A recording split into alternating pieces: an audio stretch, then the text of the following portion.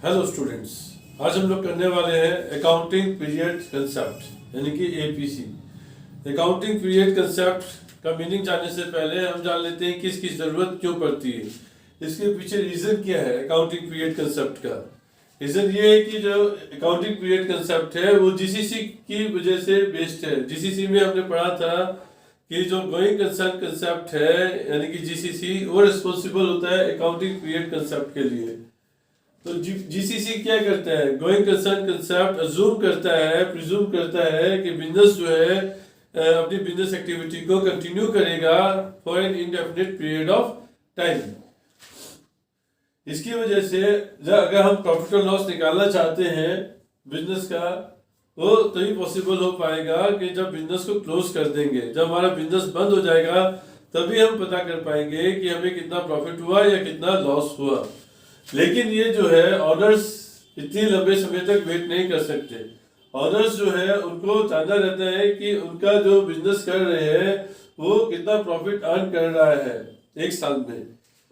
ये कोई useful purpose सर्व नहीं करेगा। अगर हमें 10 साल बाद पता चलता है कि 10 साल पहले हमें इतना प्रॉफिट था या इतना लॉस था, तो कुछ कर नहीं सकते, वो हमारे लिए कोई यूजफुल पर्पस नहीं सर्व करेगा।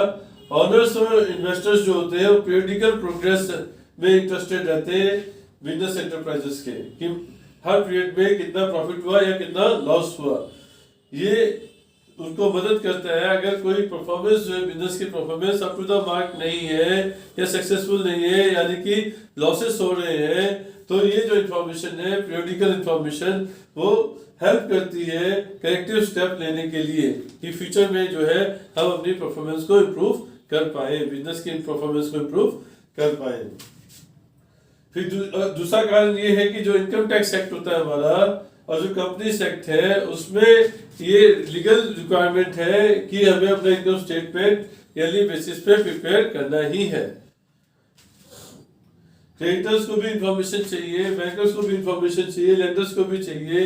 इसीलिए जो है इनको इंफॉर्मेशन देने के लिए इनकम को कैलकुलेट किया जाता है और फाइनेंशियल पोजीशन को पता किया जाता है कि बिजनेस की फाइनेंशियल पोजीशन क्या है, बिजनेस का इनकम स्टेटमेंट यानी कि बिजनेस का प्रॉफिट हुआ कि लॉस हुआ, ये कैलकुलेट करने के लिए भी जो है अकाउंटिंग पीरियड कंसेप्ट की जरूरत पड़ती है। अब हम लोग पढ़ेंगे मीनिंग, अकाउंटिंग पीरियड कंसेप्ट का मीनिंग। अकाउंटिंग पीरियड कंसेप्ट का मतलब ये है कि जो बिजनेस की वर्किंग लाइफ होती है उसको हम डिवाइड कर देते हैं।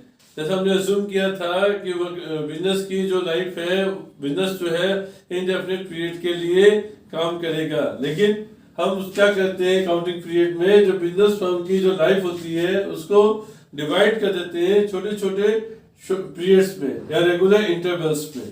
ये जो रेगुलर इंटरवल्स है उनको हम बोलते हैं अकाउंटिंग पीरियड। और हम जो है बिजनेस का नेट इनकम निकालना है, प्रॉफिट फाइनेंशियल पोजीशन जो है निकालते हैं अकाउंटिंग पीरियड के एंड में। जो अकाउंटिंग पीरियड का एंड होता है, जब लास्ट डेट होती है अकाउंटिंग पीरियड की, उस समय हम जो है बिजनेस का प्रॉफिट, नेट इनकम और उसकी फाइनेंशियल पोजीशन का पता करते हैं। अकाउंटिंग पीरियड जो है वो 3 महीने का भी हो सकता है, 6 महीने का भी हो सकता है, 9 मंथ्स का भी हो सकता है और 1 साल का भी हो सकता है। जो कैलेंडर ईयर होता है वो स्टार्ट होता है 1 जनवरी से और खत्म होता है 31 दिसंबर को। नॉर्मली 12 मंथ्स के ही अकाउंटिंग पीरियड लिए जाते हैं, इसलिए जो कैलेंडर ईयर बोला जाता है वो 1 जनवरी से 31 दिसंबर तक होता है। और जो फाइनेंशियल ईयर है वो आपका 1 अप्रैल से 31 मार्च तक होता है। 1 अप्रैल से 31 मार्च। जो इनकम टैक्स एक्ट है उसमें ये अब कंपलसरी कर दिया है कि सभी कंपनियों को अपने जो फाइनेंशियल अकाउंट्स प्रिपेयर करने हैं वो फाइनेंशियल ईयर को अडॉप्ट करेंगे, यानी कि उनका जो पीरियड स्टार्ट होता है 1 अप्रैल को होता है और एंड जब होता है 31 मार्च को होता है। इसके कुछ बेनिफिट्स हैं अकाउंटिंग पीरियड कंसेप्ट के, वो भी देख लेते हैं। पहला बेनिफिट ये है कि ये फाइनेंशियल स्टेटमेंट को एनुअली प्रिपेयर करने में मदद करता है। हम हर साल जो है अपना फाइनेंशियल स्टेटमेंट प्रिपेयर कर सकते हैं, जो कि है प्रॉफिट एंड लॉस अकाउंट और बैलेंस शीट। दूसरा ये है कि जो हमारा इनकम स्टेटमेंट होता है यानी कि जो प्रॉफिट एंड लॉस अकाउंट होता है उसको हम प्रिपेयर कर पाते हैं एक्यूरेट बेसिस पे।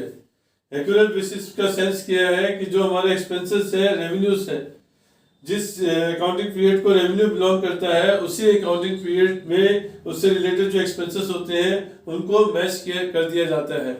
और भले ही आपने पैसा पे किया हो या नहीं पे किया हो तब भी एक्सपेंसेस और रेवेन्यू एक्सपेंसेस को इंक्लूड कर लिया जाएगा अगर वो उसी पीरियड के एक्सपेंसेस हैं जिस पीरियड के रेवेन्यूज हैं। तीसरा इसका फायदा ये है कि अगर हम पीरियडिकली अपने फाइनेंशियल स्टेटमेंट प्रिपेयर कर रहे हैं, इनकम स्टेटमेंट प्रिपेयर कर रहे हैं, तो हमें पता चल जाता है कि वो प्रॉफिट कितना हुआ है। तो जो प्रॉफिट होता है उसको हम डिस्ट्रीब्यूट कर सकते हैं ऑनर्स में रेगुलर इंटरवल्स में, ये इसका एक बेनिफिट है। नेक्स्ट, जो इसी पीरियड के अकाउंटिंग पीरियड की वजह से हमें पता रहता है कि पिछला पीरियड क्या था और करंट पीरियड क्या है। इसकी वजह से हम दोनों पीरियड्स के बीच का कंपैरिजन कर सकते हैं। पिछले पीरियड में नेट प्रॉफिट कितना था, इस पीरियड में नेट प्रॉफिट कितना है, या हमारी फाइनेंशियल पोजीशन क्या थी पिछले साल, इस साल हमारी फाइनेंशियल पोजीशन क्या है, वो हम कंपेयर कर सकते हैं।